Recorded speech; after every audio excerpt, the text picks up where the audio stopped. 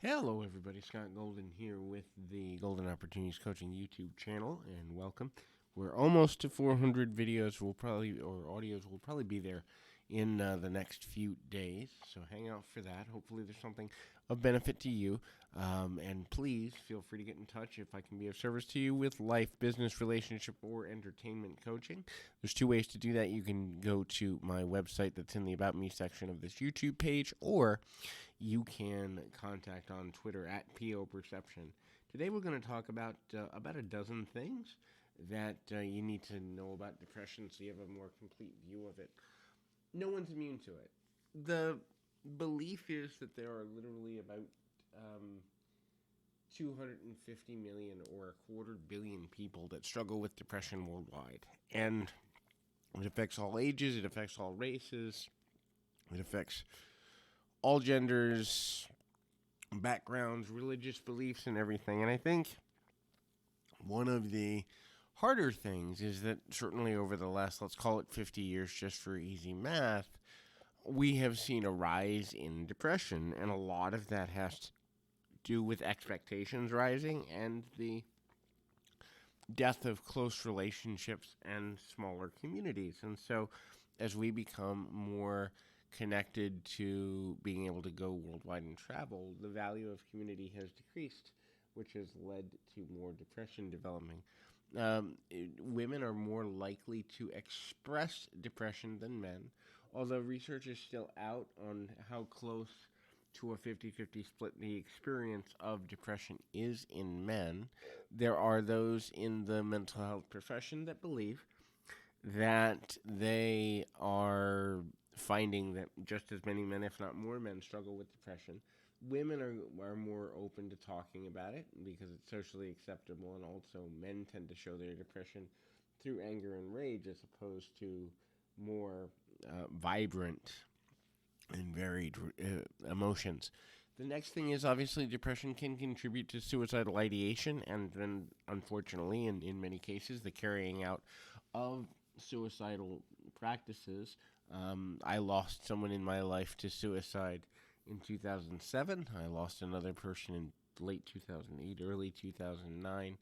And I've had a lot of experience with suicide and the struggles therewith. And to this day, I still work with and volunteer with some suicide prevention networks because of that. You know, so many people, nearly half of the people that commit suicide actually follow through and end up committing suicide are individuals that struggled with and or had symptoms of depression before their passing. And so that's difficult. Um, Depression also blends quite often, as I get my phone here, blends quite often with anxiety, and there's scientific reasons behind that. And a great deal of the anxiety ultimately comes down to the fact that the person is constantly feeling like they have to have solutions for their own emotional challenges, and they are concerned about how they're seen. They also kind of are exhausted from the nature of dealing with the depression on a continual basis. This makes them more anxious and more on edge. It also can trigger issues with chemical changes in the brain, as well as constantly being in fight or flight syndrome, methodology, and mode, which ultimately can lead to anxiety being a comorbid or coaxial overlapping condition with the depression, and it's a big thing. So the next thing is there's no on-off switch with it. So a person cannot predict control completely 100% of the time, or kind of know what's going to trigger a depressive episode. I grew up with two parents that struggled with depression, and it manifested with them completely differently. Whereas my biological father would go through periods of years of euphoria where the depressive side of depression never showed itself. My mother would peak and valley several times in a day, or certainly several times within a week. And so there is no on off switch. It is more than being sad. It's a heaviness, it's anxiety, it's sadness, it's hopelessness, it's lethargy, it's a whole bunch of emotions. A lot of people think, oh, he or she is depressed, they're just sad. But it's so much more than that.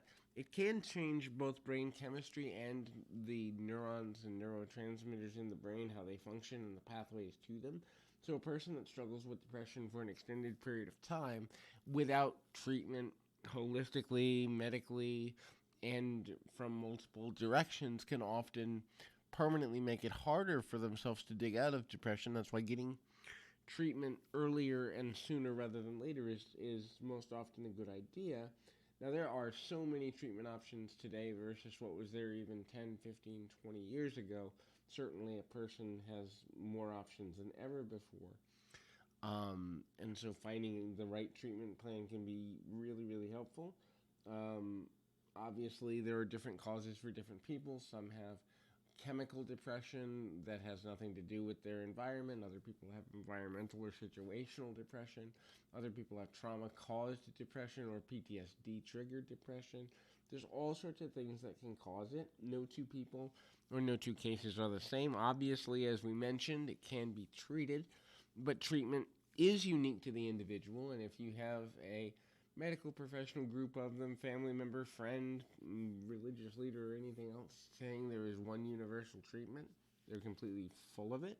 And so certainly try to find a team of people to work with who are open to you being an active part in your own recovery process and finding treatments that work for you.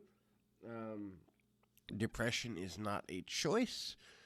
Focusing on depressive thoughts can be a choice. A person who chooses actively not to engage in behavior modification, who chooses to focus on the negative consistently, is at least making a partial choice. Now, how much of that is chemical, how much of that is subconscious and neurological, and how much of that is active decision, that's debatable, and I think it's different between every person. But the act of being depressed, in other words, fighting this thing, is not a choice. No one, I can't imagine a situation where a person would choose actively to be in a depressed state for an elongated period of time.